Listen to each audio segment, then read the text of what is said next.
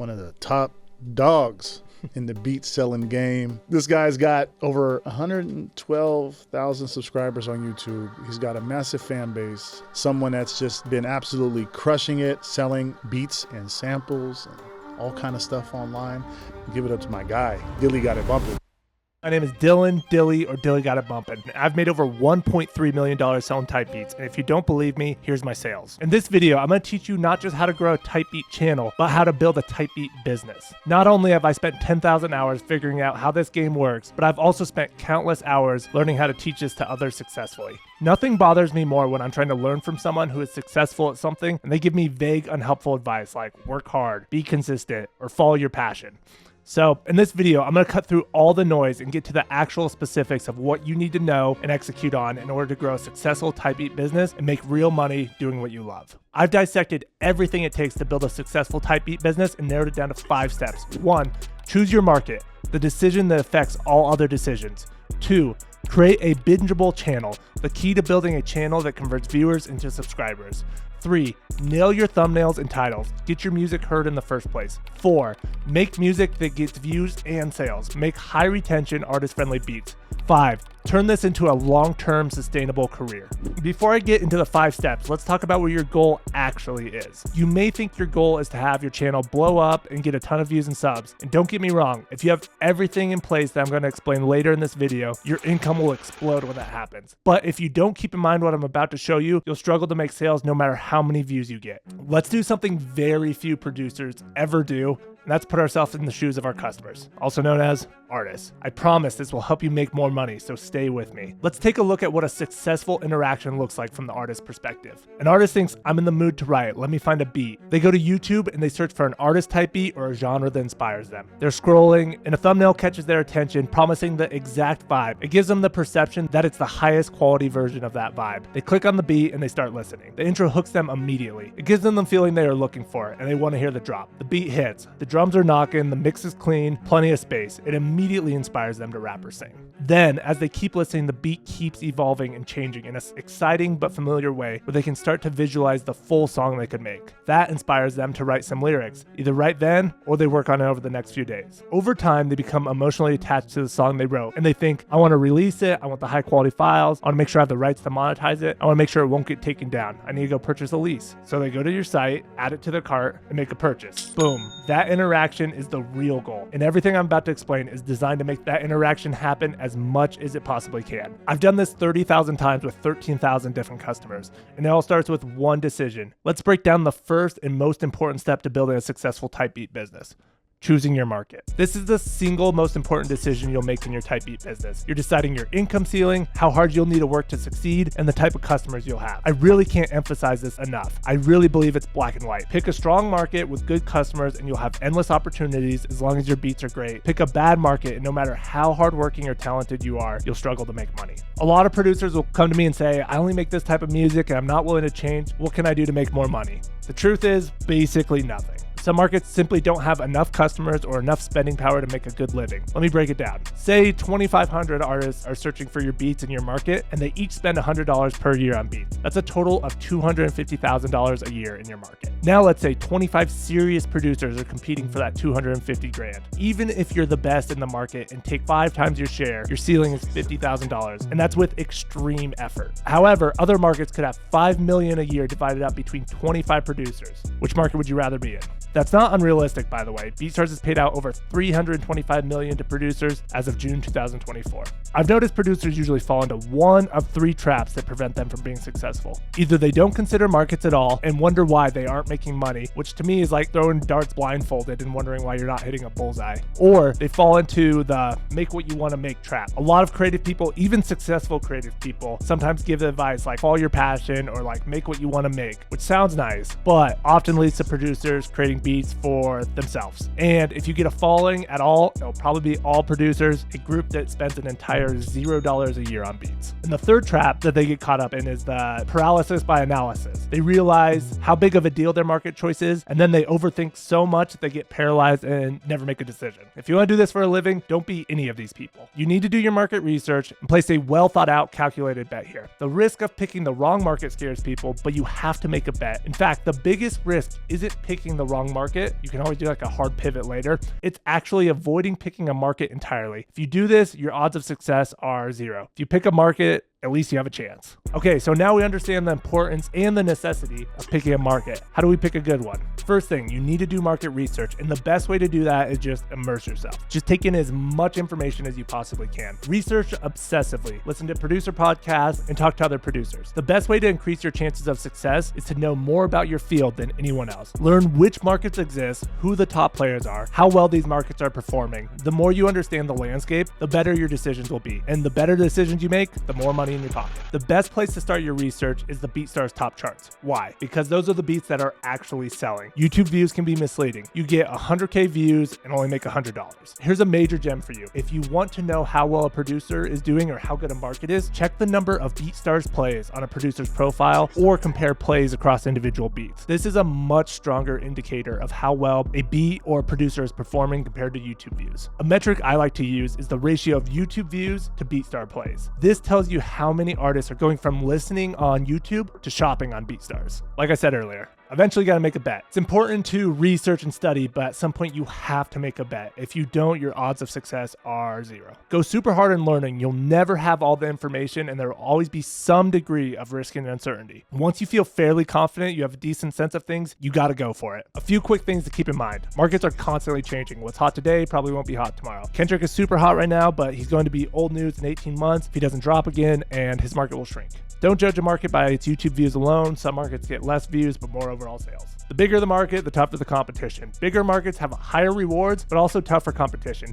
Be committed to high performance, or else you're going to be left with nothing. You want to choose something that's at the intersection of at least some genuine interest and market potential. You don't have to be absolutely in love with it at first. In my experience, interest grows as you really dive into it and you learn and you get better. But yeah, you got to like it to some degree. As I promised, let's get into specifics. Here are a few of the top markets for producers to get into in 2025. Stick around because I'll be announcing something special later in the video that dives even deeper into these specific markets and how to succeed in them. So top markets in no particular order: 21 Savage, J. Cole, Jid Crazy sample based intros dropping into super aggressive rappable verses. Rappers love these. Kind of the cinematic evolving Mike Dean, Weeknd, Kanye type synth beats. Those are great. Country pop and country hip hop. I think this is the best current opportunity. The window is about to close on it being a great opportunity. And then upbeat pop stuff like Sabrina Carpenter, Doja Cat, Dua Lipa. All great markets, great customers. Choosing a great market sets the foundation, but that's just the first step. To build a successful business, you need consistent attention on your beats. We need to set up your channel so that when a viewer finds it for the first time, they're hooked and keep coming back. This is where creating a bingeable channel comes in.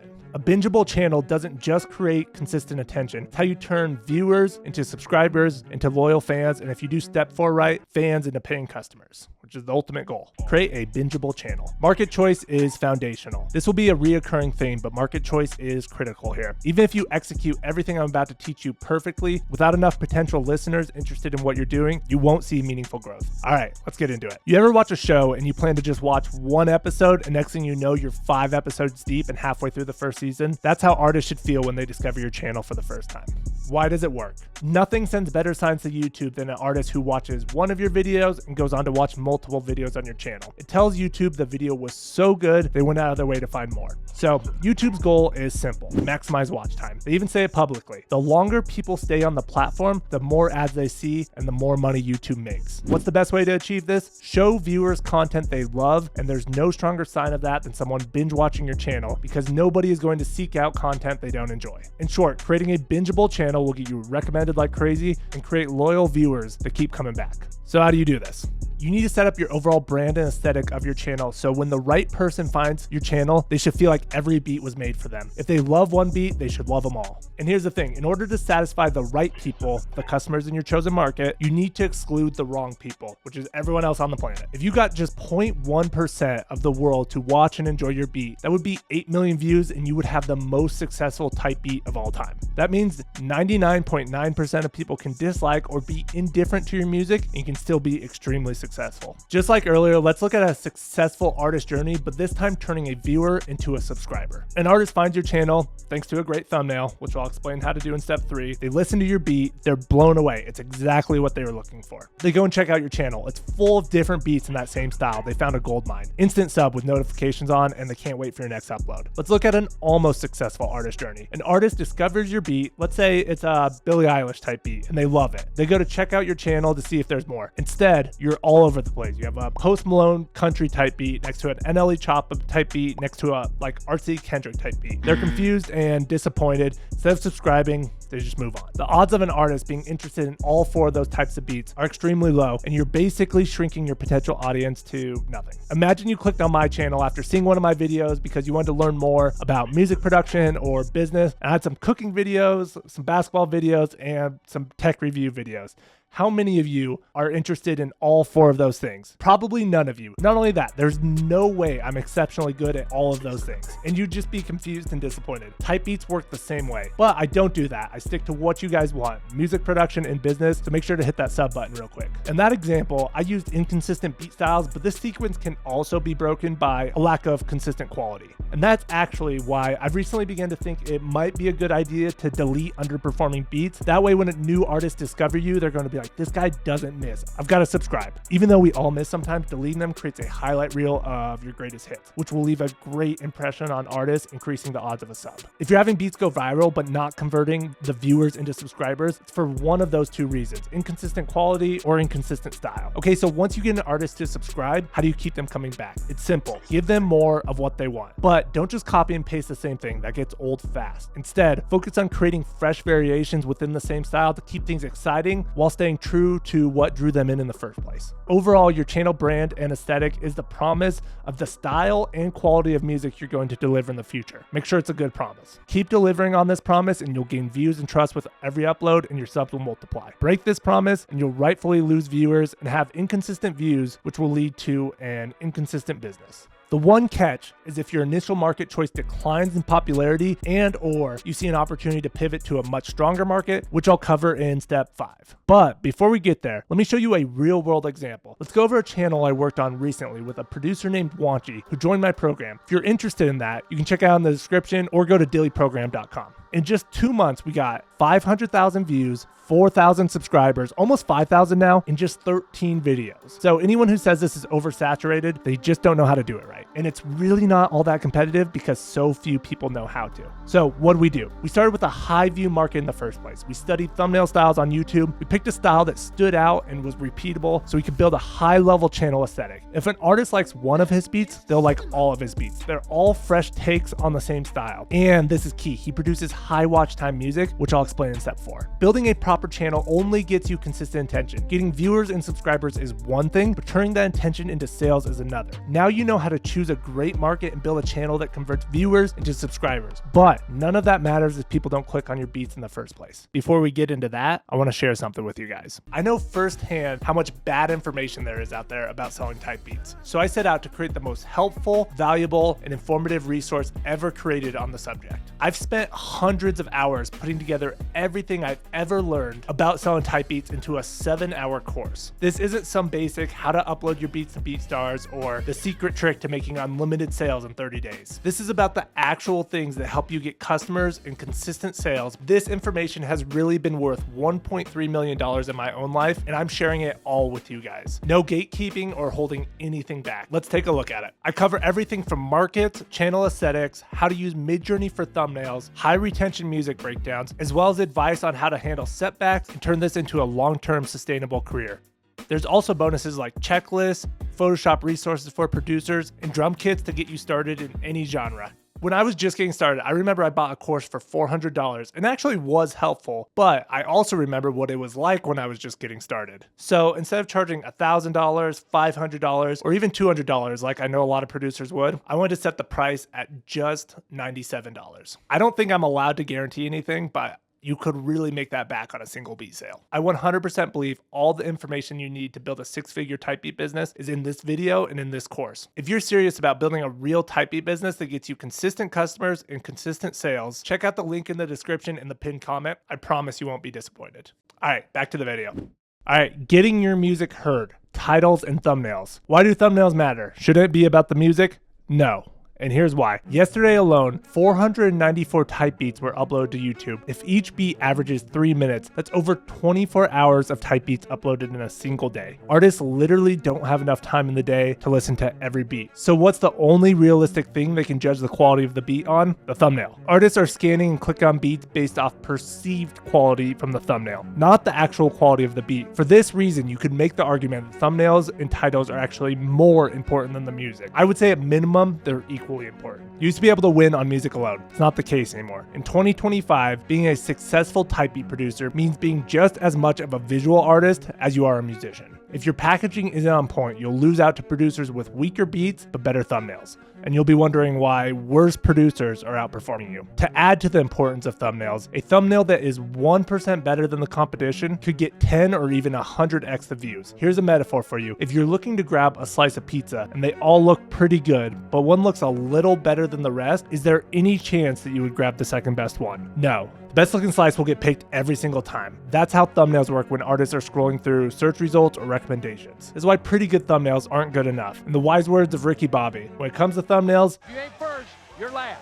On top of all that, a dope thumbnail just makes the music sound better, which can lead to more sales. Okay, I think you guys get it. So how do we make great thumbnails? To me, it comes down to 3 main things: emotion, clarity, and familiarity. A good thumbnail is about making the artist feel something when they see it, not about having the cleanest design. A great thumbnail communicates a strong, specific emotion, whether it's hype, chill, sad, happy, or nostalgic. Whatever it is, it should visually communicate the mood of your beat. Most producers spend very little time associating a visual to an emotion, so naturally they're not very good at it. A good way to improve is to play a game where you try to guess the vibe of the beat just by the thumbnail, then you listen to see if you got it right. Clarity. Your thumbnail should clearly communicate the vibe of the beat in milliseconds. Why? Because that's all the time you're getting when there's 494 type beats uploaded a day. You also attract what you put out, so make sure you're putting out the right vibe to attract the customers that you want. A common mistake I see is producers trying to be too mysterious or vague or artsy with their thumbnails. Artists don't care to or have the time to decipher vague or artsy designs. Confusion is the enemy of clicks. You need something clear and sharp to catch people's attention. In my course, I break down how to use Photoshop techniques to make thumbnails pop. Even small adjustments can give you that 1% advantage that leads to 10x the views. Familiarity. It should look like a type beat. Type beats have been around long enough that artists have been trained to recognize certain thumbnail styles as type beats. For hip hop, that's the square image with the black borders. And for pop, that can be a clean design with text. Once again, we're working with milliseconds here. If your thumbnail doesn't look like a type beat thumbnail, artists will probably just scroll right past it. Titles. Titles for type beats are pretty straightforward. They're basically 100% reflecting your market selection. The exact formatting isn't that important as long as it's clear and easy to read. Here's a few tips. Be honest, say exactly what type of beat it is, and don't shy away from being specific, especially if you're a smaller producer or targeting something trendy. Being specific can actually help you stand out, and there's often bigger audiences for niche sounds than you might think. A Drake So Far Gone type beat might seem super niche, right? But here's a beat I did in that style that has hit 1 million views. Another strategy is to capitalize on recent album drops. If an artist just released a new project, a specific title can grab quick views. And if the album becomes timeless, that beat can be a high performer for years. For example, a Kendrick GNX type beat or a Tyler the Creator Chromacopia type beat can capitalize on the attention wave from a recent album drop and continue performing well for years if the album becomes timeless. Never mislead your audience. The worst thing you can do is label your beat one way and then deliver something completely different. People clicked on the beat because they were interested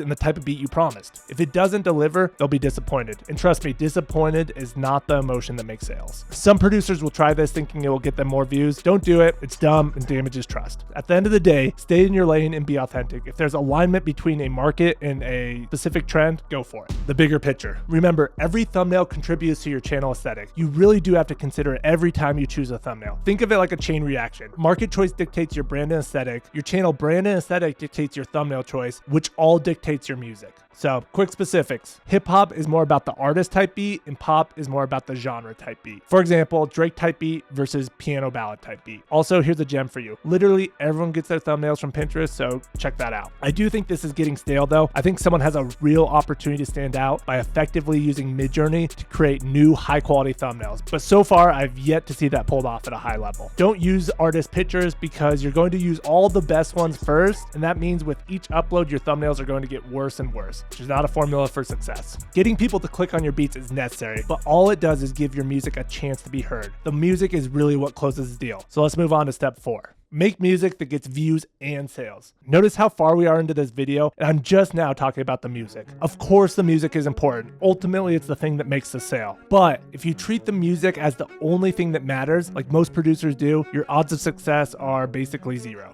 If you haven't executed on everything I've talked about so far, choosing the right market, creating a cohesive channel, and nailing your thumbnails and titles, then your music doesn't even matter because no one will ever hear it. But let's say you've made it this far and you've earned the chance to get your music heard. Your music still has to close the deal. And for it to close the deal consistently, your music needs to do 2 things. Number 1, get a high watch time so that YouTube recommends you. Number 2, inspire artists to write songs so they ultimately make a purchase. The interesting thing is sometimes these can be conflicting goals. High retention often comes from busy, evolving arrangements, while artist-friendly beats are often simple with a ton of space. But there's a way to balance both. By the end of this chapter, you're going to know how to make music that inspires artists to write while maximizing watch time to boost YouTube recommendations. Which, if you can do both, why retention matters. It's simple. The more watch time you generate, the more YouTube recommends your beats. More recommendations mean more artists discovering your music, writing to it, and ultimately buying it. How to keep an artist's attention. What keeps an artist listening to your beats?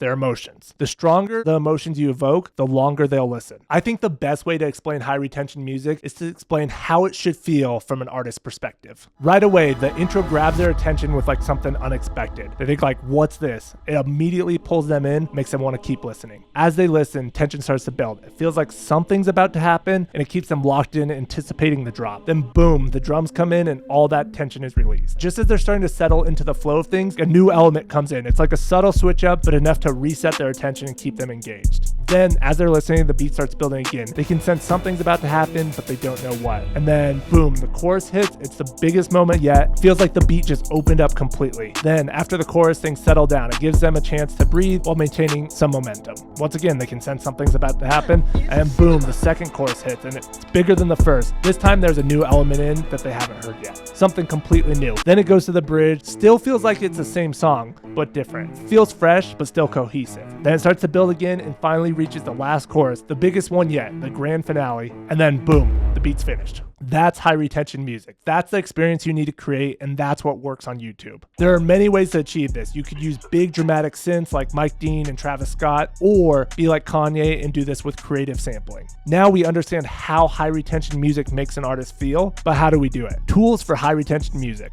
There's a specific type of high retention music that works great on YouTube. I can't tell you exactly how to do it each and every time. That's your job as a producer, but I can give you the tools and show you examples of them used effectively. First tool is intense intros. It hooks people's attention immediately and basically locks in the artist's attention until the drop. This can be done with a vocalist writing a hook section in the intro or a dramatic buildup, whether that be cinematic or sample-based, or yeah, either one works. Second tool is contrast. To me, this is just good songwriting. You want big, massive sections and you want stripped down sections that give the perception of it like slowing down. Think of a marching band and having it start with a single trumpet and then everyone else comes in at once and it's super intense, or a vocalist singing a lead and then all of a sudden it's backed by an intense gospel choir, and how that suddenly grabs your attention. There's a million ways to do this. Sharp contrast basically resets their attention clock and snaps them back into the beat. It earns you a few more seconds of their attention. The third tool is unpredictable elements. You could also call this ear candy. These are the unique, unexpected moments that make each part of your beat special and worth listening to. It could be someone's favorite part of the song and they'll re-listen to the whole thing just to hear that one part again. Unpredictable elements keep the listener curious because they never know what's coming next. It could be a vocal sample that hits only once, a melody that comes in during a specific transition, or a surprising synth effect that catches their ear. Fourth tool is beat switches. This is some real sauce and an absolute cheat code for hip hop. Well executed beat switches completely reset the listener's attention. Also, if you hint at a beat switch in the title, artists will probably stick around out of curiosity, even if they don't love the beat, or at least they'll skip to it. Don't abuse this out. You'll lose trust quick if you do lazy beat switches and then sabotage one of the most powerful tools you have. If you do it well, and make it worth it. How to create music that inspires artists to write. Now you know how to keep an artist's attention, but you don't want to overproduce and just end up creating a beat battle type beat that's unusable to artists. A beat isn't meant to showcase your ability. Its ultimate job is to become someone else's song. Overproducing might sound impressive to other producers, but it won't sell to artists. So how can you accomplish all this while strategically leaving space for the artist? In my opinion, the key to making great beats for YouTube, ones that maximize watch time, but still make a lot of sales, because who cares how many views you get if people aren't buying, is to have crazy intense intros and transitions, but when it comes to the verse and hook sections, keep them simple and open with plenty of space for the artist to sing or rap. When the drums hit, keep the drop simple. The fewer elements you use, the harder your drums will hit, giving your beat a cleaner, more powerful feel. If you've never worked with artists in person, you'd be surprised by how much space they want. It should almost feel like you're not doing enough, but trust me, you are. And just like a little extra on this is like a lot of rappers don't even know how to like open FL and like arrange a beat. Just the fact that you can do that is actually really helpful. Where you can still shine here is your sound selection and your mix. With fewer sounds in the mix, every sound matters even more. Finally, make sure your beat has a clear structure. Artists should be able to envision a song on your beat, and good song structure helps them do that. A strong structure helps them intuitively think this part is perfect for a hook or this would be great for a verse. You can definitely break these rules, but make sure you understand them first. When you break the rules, it should feel like you knew the rules, but decided to break them, not that you never knew them in the first place. All this will lead to more artists writing to your beats, which inevitably leads to more sales. Here's some examples of songs that nail these principles. Feel free to pause the video and go listen to these yourself. I can't play some of these for copyright reasons. Sicko Mode by Travis Scott. In my opinion, it would be one of the greatest YouTube beats of all time. It checks all the boxes. Intense intro, crazy switch up, super rappable. Check them all. Father Stretch My Hands by Kanye West. This is super dope. Kanye accomplishes the same goals as Sicko Mode, but in a different way. Yeah, he does have that crazy synth bass, I think that Mike Dean did, but the foundation is creative sampling. There's plenty of different ways to do this. In my course, I dive even deeper into beats like these and do detailed breakdowns, not just from my own channel, but from the most successful beats on YouTube, breaking down the structures and strategies that make them work. If you're serious about mastering this, check it out in the description. You've learned how to execute each step, but the real challenge isn't doing it once or twice, it's building something that lasts. Let's zoom out and talk about how to turn this into a sustainable, reliable business that can make you hundreds of thousands of dollars. Not have it be that little music thing that your family members ask you about on holidays. If you want this to become your full-time job, you need to treat it as one. You're not just making music for fun anymore. This is a career, and like any career, it requires a good amount of your attention. You don't need to be working 80 hours a week to succeed, but this isn't something you can dabble in or do 3 other things at the same time and expect to succeed. Producers who treat this like a hobby will be outperformed by those who take this seriously. The reality is, the artists searching for beats don't care what you have going on personally. They just want the best beat. With that being said, it is possible to succeed part-time. You just need to work smarter, not harder. If you understand and apply the concepts I've covered, which most producers don't, you'll be able to outperform a lot of people while putting in less time. Which leads me to my next point, the quality versus quantity debate. First of all,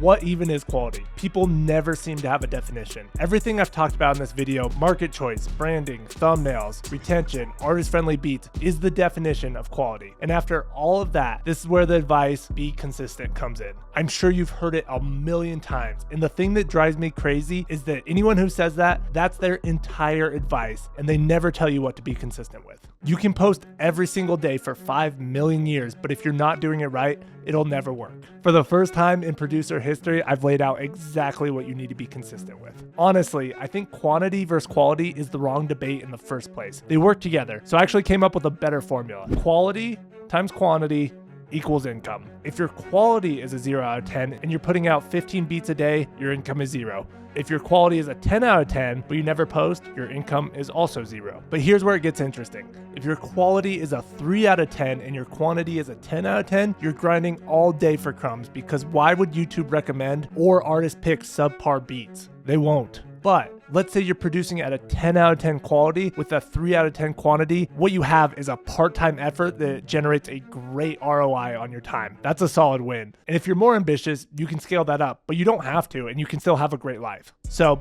learn quality first. Once again, that's everything we've covered so far in this video. When you focus on high quality, you can build an audience and a loyal customer base, even if you're not posting all the time. You do still have to post some though. Once your quality reaches a 10, the more you put out, the more you make. But if you get to a point where outputting more decreases your quality, then you'll work more with less income, which is not ideal. You have to find what balance is right for you. Adapting to change.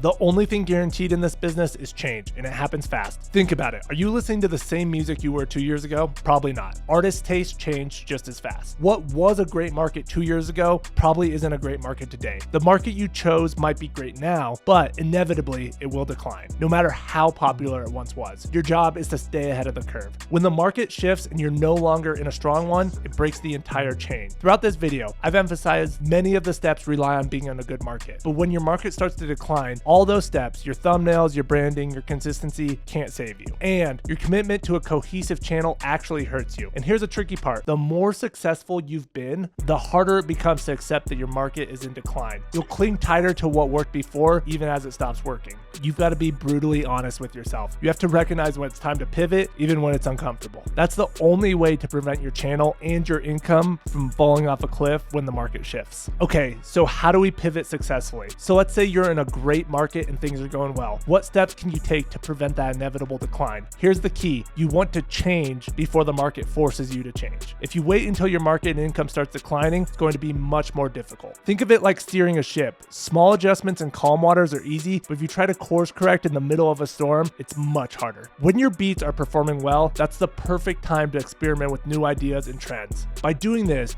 you can start figuring out what's next while you still have momentum. I'd recommend focusing 80% on capitalizing on the earning potential of your current market and dedicate the 20% to testing and exploring what could be next. This balance allows you to maximize your current success while planting seeds for future growth. Let me show you an example of someone who has pivoted successfully. Vitals. Vitals built his channel on Drake-inspired R&B beats, and over time he pivoted to the modern evolution of that sound. Still rooted in R&B with hip-hop influence, but adapted to what's trending today. He didn't leap to a completely different genre like soul or pop. Instead, he evolved within his lane in a way his existing audience still connected with. Every market has a lifespan, and by doing this, he basically reset his clock in a new market. He did a great job of identifying when his old market had hit its peak or hit a decline because interest faded or got too crowded. Rather than clinging onto what had been successful in the past, he identified an upcoming market and jumped into it before the decline fully hit. Now he's positioned to capitalize on this new market for as long as it lasts, and you can see he spends quite a bit of time on the BeatStars top charts thanks to that decision.